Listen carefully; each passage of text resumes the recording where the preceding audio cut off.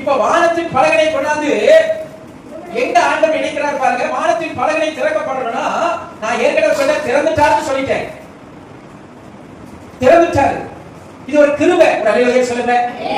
நீங்க விதைக்கிறதுக்கு ஆயத்தமா இருக்கிறீங்களோ இல்லையோ, வானத்தின் பலகனை திறந்து கர்த்தர் உன் வாழ்க்கையில உன் இருதயத்தை அவர் நினைச்சு வச்சிருக்கிறார். இப்ப சொல்லுகிறார், விதைக்க கற்றுக்கோ, உன் நேரத்தை பிரயோஜனப்படுத்து, உன் காலத்தை பிரயோஜனப்படுத்து. கர்த்தர் உனக்கு கொடுக்கிற வருமானத்தை நீ தேவனுக்கு விதைக்க கற்றுக்கொடு. இந்த ஆண்டவர் அழகா சொல்றாரு, என் ஆலயத்தில் ஆகாரம் உண்டாகி இருக்கும்படி தசமங்களை எல்லாம் பண்டகசாலையிலே கொண்டு வாருங்கள், அப்பொழுது நான் வானத்தின் பலகைகளை திறந்து இடம் கொள்ளாமல் போகும். இதுதான் மிகுதி. இடம் கொள்ளாமல் போகும் மட்டும்தான் என்னது? சத்தமா சொல்லுங்க. மிகுதி. ஒண்ணு மட்டும் மிகுதியா இருக்குது. வாங்கின துணியை பீரோக்குள்ள வைக்கிறதுக்கு என்ன இல்ல? சொல்லுங்க, என்ன இல்ல? இடம் இல்ல. அதுதான் மிகுதி. இடம் கொள்ளாமல் போக மட்டும்.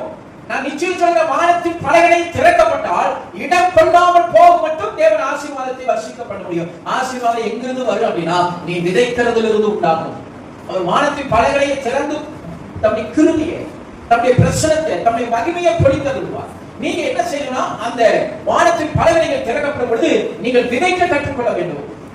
பாருங்க, இடம் கொள்ளாமல் போக மட்டும் உங்கள் மேல் ஆசீர்வாதத்தை வர்ஷிக்க மாட்டோனோ என்று அதனால என்ன செய்ய சோதித்து பார்க்க. இங்க என்ன சொல்லுகிறாரு? தசம பாகத்தை சொல்லுகிறார், காணிக்கை சொல்லுகிறார். அதுதான் விதை. தசம பாக காணிக்க மட்டும் விதை இல்ல. நீ தேவ சமூகத்தில் அனுதினமும் மன்றாடுகிறையே, அது ஒரு விதை. ஜெபம் விதை, கண்ணீர் விதை, வேதம் வாசிக்கிறது விதை. இதெல்லாம் தேவ சமூகத்தில் விதைக்கணும். எப்பொழுதுமே ஆபத்து நேரத்தில் தேவனை நோக்கி கூப்பிடுகிற பிள்ளைகளாக இருக்கக்கூடாது. அவரோடு உறவாடுகிற பிள்ளைகளாக இருக்கணும். தேவ பிள்ளைகளே, இங்க சொல்கிறாரு, நீ விதைச்சு பாரு, இடம் கொள்ளாமல் போகும் ஆசீர்வதிக்கணும்.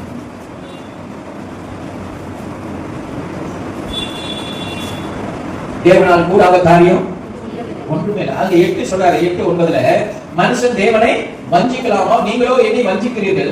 எதினாலும் வஞ்சிக்கிறோம் என்கிறீர்கள். தசம பாகத்தில் காணிக்கையினாலே நீங்கள் சபிக்கப்பட்டவர்கள் ஜனத்தாரா. நீங்க பாருங்க, ஒண்ணே அதுல தேவனுடைய சமூகத்துல வானத்தை அவன் அடைக்கல. அதுல நான் வசனம் எழுதி வச்சிருக்கிறேன். உபாகமத்தில் எழுதுகிறாரு, நீ எனக்கு பிரியமா நடக்கிறீன்னா நான் வானத்தை திறக்க மாட்டேன், வானத்தை வெண்கலமாக்கிறேன் சொல்லியிருக்கிறார். ஹலோ, இப்ப வானம் திறந்திருக்குது, மழை பொழிந்திருக்கு. வானத்தை வெண்கலம் ஆக்குறதுக்கு அப்புறம் நீ ஆண்டவர்கிட்ட முட்டி மோதினாலும் அங்க மழை பெய்யாது.